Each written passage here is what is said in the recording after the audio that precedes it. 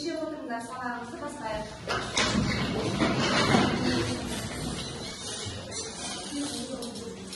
Оқушылар, біз үй тапсырмасын ақиқат және жалған деген бекіту сұрақтары арқылы өтеміз. Оқушылар, Қазақстан Республикасы 1991 жылы тәуелсіздік алды. Келесі, Біріккен Ұлттар Ұйымына 1992 жылы мүше болды ма? Ақиқат. Қазақстан Республикасының астанасы Алматы қаласы. Жалған. Қазақстанда Экспо 2017 жылы өтті. Керемет. Биыл тәуелсіздікке 30 жыл болды. Ақиқат. Керемет. Оқушылар, келесі ой түрткі сұрақтарға қараймыз. Қазақстанның тәуелсіздік алғанына қанша жыл болды? 30 жыл. Жарайсыңдар. Тәуелсіз Қазақстанның қандай жетістіктерін білесіңдер? Екі жетістіктерін айтып өтіңдерші. Екісі қол жетістікті. Сосын, қай жыл тәуелсіздік алды? 1991 жыл тәуелсіздік алды. Керемет. Қазақстан Республикасының заңын қай жыл қабылдады? 94 жыл қабылдады. Ал енді оқушылар қараңдар, осы ой түрткі сұрақтарға жауап бере отырып, біздің бүгінгі тақырыбымыз сабақтың тақырыбы тәуелсіз Қазақстанның халықаралық жетістіктері деген тақырып екен. Ал енді сабаққа негізделген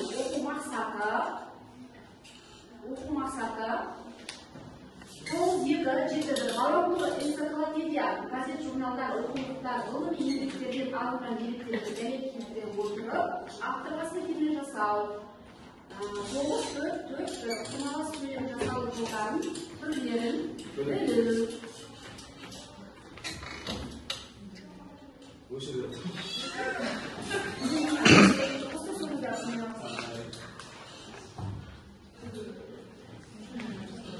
Қазір оқушылар білесіңдер, сіздер видео көріп тұрғаннан кейін оқушылар жұмыс болады. Түсініп қояйық. Көріп тұрғаннан кейін жаңа сұраққа түсіндіреді, одан кейін барып оқушылардың жұмысы болады. Патшаның видео көріп тұрсыз?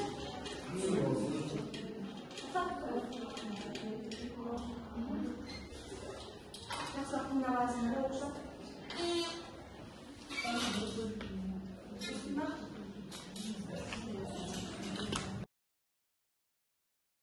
Арқылы бүгінгі әдеби тілдік норма құрмалас сөйлемнің жасалу жолдары екен. Құрмалас сөйлемнің құрамында жай сөйлемдер өзара байланыста болады. Бір бүтін құрмалас сөйлем болу үшін олардың мағыналық, тұлғалық және интонациялық үйлесімділігі болу керек. Осындай байланыстың арқасында жай сөйлемдер күрделі ойды білдіреді. Құрамдағы жай сөйлемдер үш түрлі тәсіл арқылы байланысады екен оқушылар. Қараңдар, бірінші бізде байланысу тәсілдері үш түрлі тәсіл арқылы байланысады екен. Яғни интонация арқылы іргелесе байланысады. Мысалы, менің оны алғаш көруім есімде сақталып қалды, орталау болды, өзіне өзі сенімді жан екен дегенде екі жай сөйлемнен құралып, күрделі ойды білдіріп тұр. Бұл жерде интонация арқылы байланысып тұр. Келесі жалғаушылар арқылы байланысады. Барлығы бірдей шу етті себебі олар бірінші орын алғандарын бірден түсінді дегенде бірінші жай сөйлем мен екінші жай сөйлем жалғаушылар арқылы байланысып келген оқушылар. Келесі алғашқы жай сөйлемнің баяндаушы тиянақсыз тұлғада келіп, келесі жай сөйлемнің ұласпалы түрде құрмаласа байланысады екен. Яғни бірінші жай сөйлем тиянақсыз болады дағыны, екінші жай сөйлемге ұласпалы түрде айтылады екен ой. Осы жұмысқа шындап кіріссек, 2-3 аптада нәтижесін көретінімізге күмәніміз болмасын деген сөйлемде бірінші жай сөйлем тиянақсыз болып, екінші жай сөйлемге байланысып тұр екен.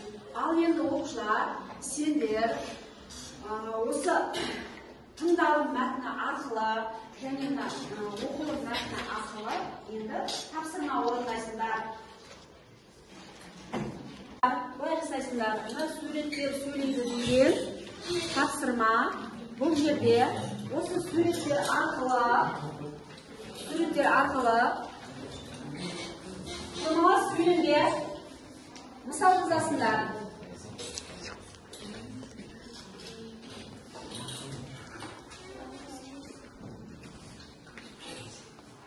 Sendер suratlarni qattiqroq o'tirib, intonatsiya немесе irg'ilishga baylanishgan Qurmag'och filmga misol yozinglar. Birinchi to'p suratga qarab, sendер жалғаушылар арқылы байланысқан misol yozasizlar. Al endi sendер keste bo'yicha жұмыс жасайсыңдар.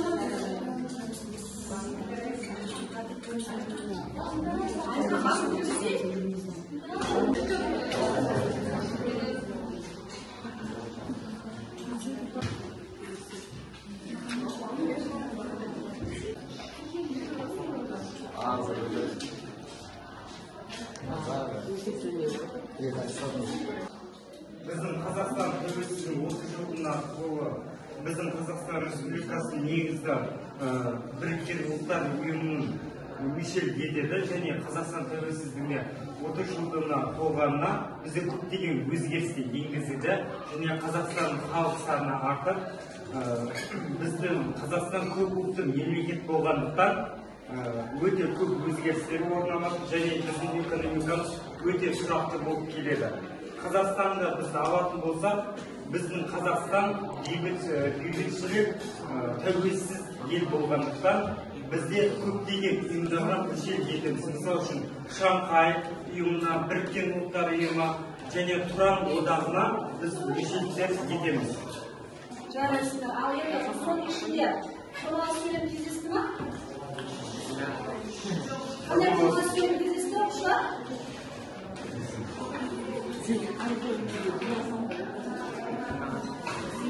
Qurmag'och filmдерді айтатын болсақ, бұл жерде бізде жаңағы Шанхай ұйымынан мүшелік етті деген мысал үшін ішіне араласып Qurmag'och фильмдері кездеседі.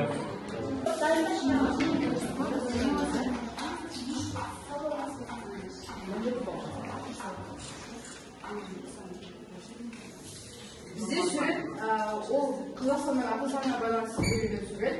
Және біз оған 1995 жылы 30 тамызда еліміздің жаңа конституциясы қабылданып, республиканың экономикалық күш-қуаты мен мүмкіндіктері ғылыми тұрғыдан тиянақталып, халықтың әлеуметтік топтарына тиісті мәселелерді шешу ескертілді деген.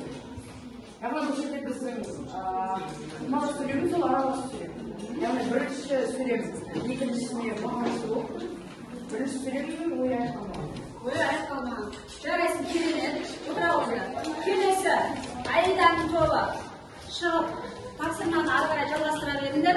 Сендерге мен мынандай смайлик беріп қояйын. Шағам сабаққа қатысқандарың үшін. Ал келесі.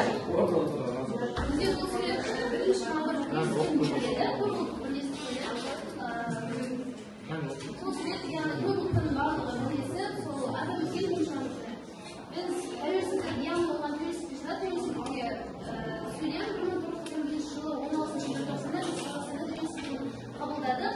Тәуелсіздік алды яғни сосын сол жылдың 19 тамызында семей полигоны жабылды. Бұл салалас Qurmag'och сөйлем және ол жалғаулы шоулар арқылы байланысқа. қандай жалғаулы шоулар арқылы? Өте керемет. Отыра қойыңдар.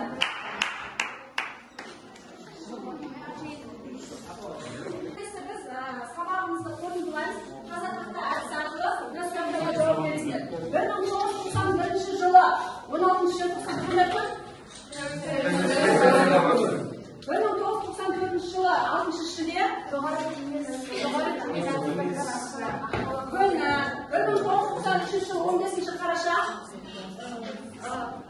Қазақстанның баррикасын шыққан күні дұрыс айтасыздар. 1995 жылы 30 тамыз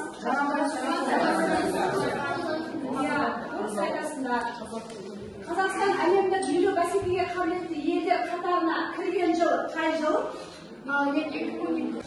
Бүгінгі сабағымызды қорытындылай келе, сендерге мынандай кері байланыс жасайсыңдар. Білемін білім керек дегенді тақтаға әкеп өздеріңнің ойларыңды ілесіңдер. Үйге 6-шы тапсырма. Сабаққа қатысқандарына рахмет. Тақтаға келіп ілесіңдер.